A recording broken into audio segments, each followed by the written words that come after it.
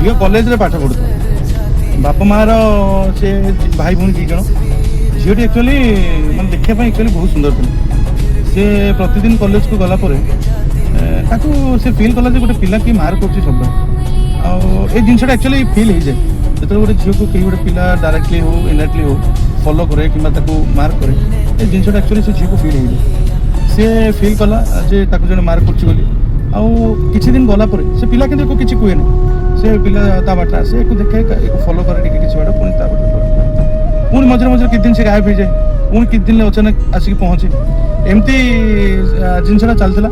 सी झील भावे ये जो पलाए से भावे जहाँ टे आश्वस्त मिलला झील एक्चुअली से पिला को मैंने भल पाइबार कौन इंटेंशन नाला कि इंटरेस्ट भी नाला सो सी जो से जिनटा को फिल करे से पलि ये बहुत खुशी हुए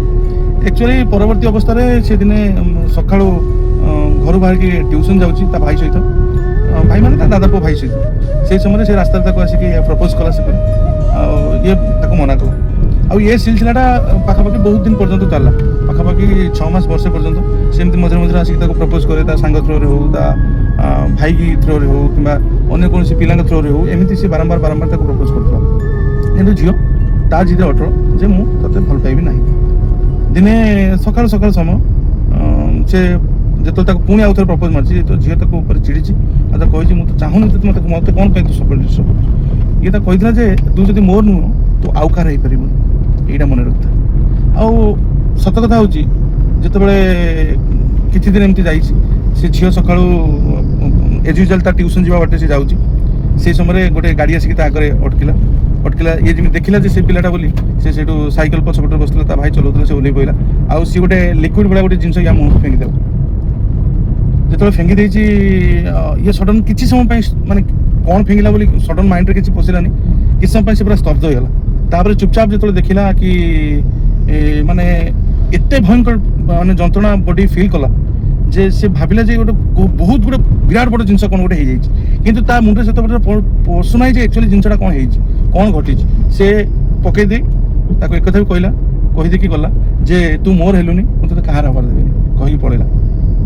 ता से समय भितर साइकेल धरिकी पाखरे किसी गाँ ना ता भाई अचानक कौन कर ये खाली कुछ मुँह पुड़ी जाऊँगी कौन हो कौन करी इमिडिएट से पाखरे गोटे माने मेडिकल को निगला किसी लोकों सहायतार सी तो सीठी जाकि पहुँचला आज्ञा पाखापाखि मुहटीर 70-80 भाग गोटे एसिड आटाक पाखापाखि माने बहुत किसी नष्ट हो जाता से झील बर्तमान बालेश्वर में अच्छी ए कहानी हूँ गोटे जगतसिंहपुर गोटे लव स्टोरी जो लव स्टोरी एत अन्य को क्षत करदेला आ क्षताक्त करदेला जे आपण कौन कहबी से पिला हूँ गोटे आर्मी ऑफिसर नुहे आर्मी से काम करे एक्चुअली आर्मी गोटे जॉब करुच्ची से देश को माने विपद रु रक्षा करने आम गोटे जवान होती किंतु से जवान ना गोटे कलंक ये कहबी जे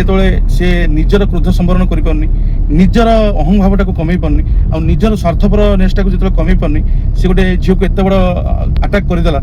से भाया गोटे विकृत मानसिकता को गोटे सैनिक कहवा माने मु भावुँ बोधे बहुत भूल हम से गोटे कलंक थिला बर्तमान किसी दिन तले जो बॉडी आसला कि फांसी दि जाए मे भी फांसी आगे हो पारे न हो पारे किंतु एक्चुअली कहानी थी एति गोटे एमती विकृत लव स्टोरी कहानी थी जोटा कि आपण माने फील करूँ से झील जीवन में सी जो कॉलेज पढ़ुला जीवन में केते मात्रा से दुख पाई आउ केते मात्रा से भय करी जीवनटा को बीतई जे से पिला आसवा भय आ पिला तार जीवनटा को संपूर्ण रूप नष्ट करदेला किंतु भगवान का आशीर्वाद से भौणी हस खुशी गोटे परिवार अच्छी आउ पिलाटी भी अच्छी बहुत से जड़े माने एसिड अटैक विक्टिम मान आप सोशल मीडिया सर्च करेंगे बालेश्वर से भौणी से बालेश्वर बाहर तो एमती थी गोटे गोटे दर्दनाक लव स्टोरी कहानी मुझे या पूर्व विषय भिडियो बनई फिर भी मतलब लगे आउ टे या विषय आउ गोटे भिडियो बनैली से बनैली आपको ये जिनस केमती लगे मतलब जनइबी रही जय जगन्नाथ।